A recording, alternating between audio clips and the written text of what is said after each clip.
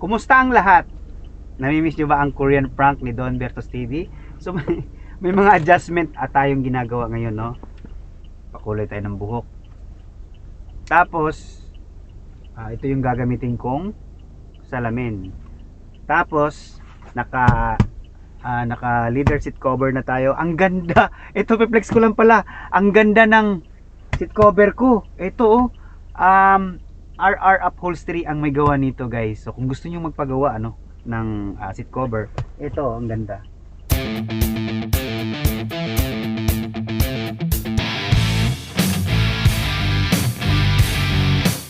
Actually, meron akong mga nabibiktima, mga nakarang araw, kahapon. But wala pa akong na-upload na bagong video this 2026 kasi nga ayaw magpa-upload yung ating mga pasahero. So, syempre, hindi natin pwedeng pilitin sila na i-upload natin kasi syempre, mangingibabaw pa rin dyan yung privacy nila.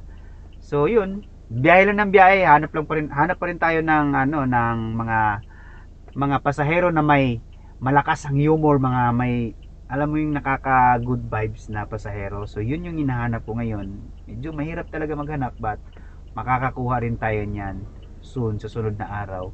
So yun lang. At piplex ko lang pala yung salamin ko.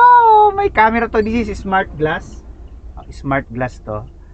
May camera, ito yung camera niya.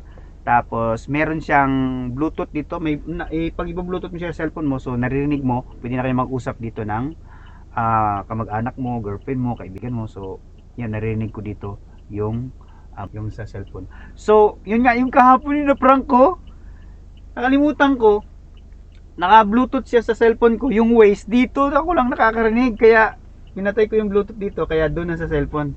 Tapos yun na nga, na-prank na nga sila. Tapos pag-reveal nga, tawa sila ng tawa, but yun, ayaw magpa-upload, but okay lang. Hanap tayo ngayon ulit ng bagong ng bagong mabibiktima. Grabe yung adjustment ng gagawin ko ngayon, napakahirap. Tsaka yung kailangan yung business natin, ibahin din natin. Kaya abangan nyo yung bago nating business, may bago tayong business pang prank para sa ating mga pasahero.